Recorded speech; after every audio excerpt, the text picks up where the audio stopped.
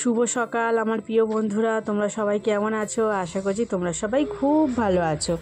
তো দেখো, এই কিছুক্ষণ আগে ঘুম থেকে উঠলাম, আর ওঠার পরে দেখতেই পাচ্ছ চারিদিকে কুয়াশা পড়ে আছে, আর অনেকজন এখনও না দোকান খোলেনি। তো আমাদেরও দোকানটা বন্ধ হয়ে রয়েছে, আর এদিকে দেখতে পাচ্ছ একদম কুয়াশা ভর্তি, কিন্তু দিনের বেলা ছিল গরম। আর এখানে দেখো, এই গাছে দেখো শিবরাত্রির দিনে কত ফুল ফুটেছিল, আর এখন একটাও ফুল নেই, কুড়ি কুড়ি হয়েছে, ধরেছে। আর দেখতেই পাচ্ছ এইসব গাছেও ফুল নেই, রয়েছে এই জবা ফুল গাছে একটা দুটো কিছু ফুল রয়েছে। আর এখানে দেখতেই পাচ্ছ ঘরের সামনে না, এটা ডালিম গাছ বসিয়েছিলাম, কিন্তু একটা দুটো ডালিম হয়ে না ধরে ধরে পড়ে যায়।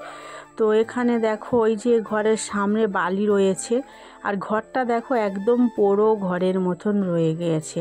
এখন এখানে থাকি না, তো আর ভালো লাগে না থাকতে। ওই 1-1.5 বছর হয়ে গিয়েছে এ বাড়িতে আর থাকা হয় না। কারণটা তোমরা অনেকে জানো আর অনেকেও জানো না। তো পারিবারিক কিছু সমস্যার জন্য আমি এই বাড়ি থেকে চলে গিয়েছিলাম। ছিলাম মায়ের বাড়ি থেকে 1 বছরের বেশি। এখানে চলে এসেছি, অনেক কষ্ট করে আমার একটা ঘর বানিয়েছি, তো সেখানেই থাকি।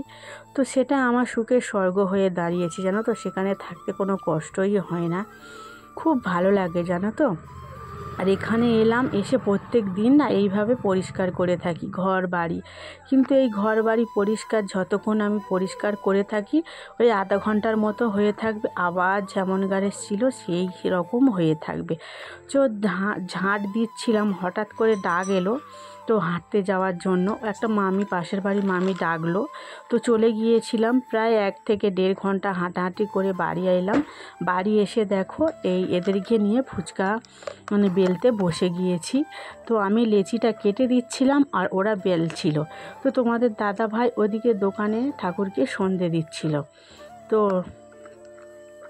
এইভাবে সকালটা কেটে যাচ্ছে দেখো। আর আজকে যাব না, একটা নেমন্তন্ন রয়েছে, তো সেখানে যাব, বড় কাচারির নেমন্তন্ন। তো তোমরা পাশে থেকো, দেখতে থাকো।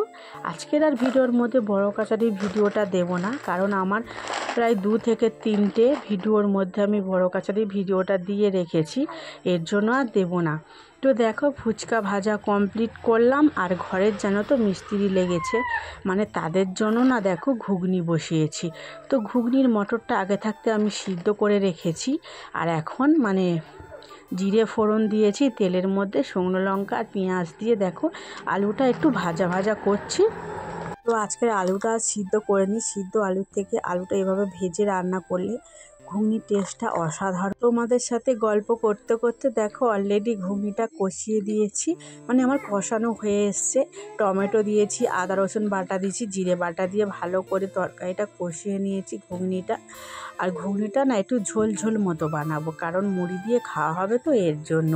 তো 5 থেকে 6 জনের জন্য এই তরকারিটা বানাচ্ছি। আগে ওদেরকে দেবো, তারপর আমাদের যদি বেঁচে থাকে তারপরে খাবো। তো দেখো, রাজস্বী ঘুম থেকে ওঠার পরে রাজস্বীকে গরম জল করে দিয়েছি, ওকে স্নানটা করিয়ে দেব, কারণ বড় কাছারিতে যাবো, তো ওখানে গেলে আর ওকে স্নান করানো হবে না, যেহেতু পুকুরের জলেও স্নান করে না, আর পুকুর ঘাটে অনেক ভিড় থাকে, আমি ওকে নিয়ে নামতে পারবো না, যেহেতু ওর বাবা যাচ্ছে না। কারণ কেন বলো তো, আমাদের ঘরে কাজ হচ্ছে, আমার শাশুড়ি মা মানা করেছে ওকে যেতে, তো আমাকে যেতে বলেছে, কিন্তু আমি আজকে রান্নাটা করিনি, ওই ঘুগনিটা বানিয়েছিলাম। তারপর জানো তো, রাজস্বী সোনা দেখো স্নান করিয়ে জামাটা পরিয়ে দেওয়ার পরে তো খিদে পেয়েছিল, কি খাওয়া হবে।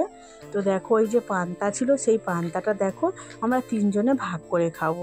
এটা রাজস্বী সোনার জন্য, কারণ কখন খাওয়া হবে না হবে ঠিক নেই, আর যেহেতু বড় কাটাইতে গেলে না ওখানে ভাত খাওয়া হয় না, এর জন্য। আর আমি দেখো পান্তা খাচ্ছি না, কারণ পান্তাটা ছিল অল্প, আর আমার না পান্তা খেতে পান্তা খেলে শরীরটা ভীষণ খারাপ করে। তো দেখো আমি মুড়ি খাচ্ছিলাম, আর তোমাদের দাদাভাইয়ের জন্য পান্তাটা পেঁয়াজ লঙ্কা নুন দিয়ে ভালো করে মেখে দিয়েছি, রাজস্বীকেও দিয়েছি। আর এখন দেখো আমি রেডি হয়ে গিয়েছি, আর আমার সাজগোজ বলতে কিছুই থাকে না। এই পাশের বাড়ি একটা দিদির মেয়ে নেমন্তন্ন, ওখানেই দেখো যাচ্ছি। আর এই দেখতে পাচ্ছ এই ধার থেকে কাজ হচ্ছে আমাদের, পাঁচিলটা ঘেরা হচ্ছে। তো আমার সাজটা কেমন লাগলো তোমরা অবশ্যই জানিও। সাজগোজ বলতে আমি সাধারণ সিম্পল ধরনের সাজি, গলার হারটার কিন্তু কিছুই পরি না।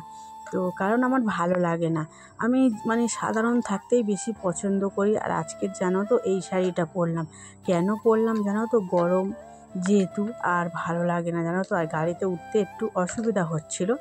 তো তোমাদের দাদাভাইকে ব্যাগটা দিয়েছিলাম, আর ওখানে গিয়ে কোনো ভিডিও বানাইনি। দেখো বাড়ি চলে এসেছি, আর আসার পরে জানো তো মানে এই এখন 4টে মতো বাজে, আর এসে একটু হাত মুখ ধুয়ে দিয়েছি। রাজস্বী সোনা খেলা করছে। আর এখানে দেখো আমার মাদের গাছে না একটা পেঁপে হয়েছিল, তো সেটা দিয়ে গিয়েছিল। ভেবেছিলাম আজকে কাটবো না, কিন্তু তোমাদের দাদাভাই অস্থির অপেক্ষায় রয়েছে। তো পেঁপেটা আমি কখন কাটবো, তো ওর জন্য আমি কেটে দিচ্ছি। আর পেঁপের দেখো দানা বলতে নেই, অল্পই পরিমাণ রয়েছে, তো সেগুলো রেখে দিলাম। ওগুলো রোদে কালকে শুকনো করব, দিয়ে আর বীজ বানাবো জানো তো। আর এখানে দেখো আমি পেঁপেটা খোসাটা ছাড়িয়ে দিচ্ছি, আর অর্ধেকটা রেখে দিয়েছি যদি তোমাদের দাদাভাই খেতে পারে। তো দেখো ভালো করে খোসাটা ছাড়াচ্ছি, আর ছাড়িয়ে কেটে নেবো। আজকে আর পেঁপেটা না ধোবো না, কারণ পেঁপের আটা থাকলে পেঁপেটা খেলে না তোমার শরীরের পক্ষে ভীষণ উপকারী। এটা তো আমরা জেনে থাকি, কিন্তু জানি না আসল বিষয়টা কি। কিন্তু আমার মারা ছোটোবেলা থেকে এটাই বলতো, পেঁপেটা ধুলে কি বলো তো, পেঁপের স্বাদটাই চলে যায়। পেঁপে থেকে যেন জল চপসা লাগে পেঁপেটা। তো জানি না মিষ্টি হবে কি না, যেহেতু এখন তো বর্ষার সময় পেঁপে না, এটা খোড়োর পেঁপে, তো দেখা যাক খেয়ে কেমন লাগে। আর অর্ধেক পেঁপেটা রেখে দিলাম, সন্ধ্যাবেলা তোমাদের দাদাভাইকে কেটে দেবো। তো দেখো খাচ্ছি, খুব একটা খারাপ না, চলে যাবার মতো। তো দেখো আজকের আর ব্লগটা না বেশি বড় করব না, ব্লগটা আমি শেষ করছি। যদি ব্লগটা ভালো লেগে থাকে অবশ্যই তোমরা লাইক কমেন্ট শেয়ার করতে পারো। আজকের মতন tata, bye bye, good night.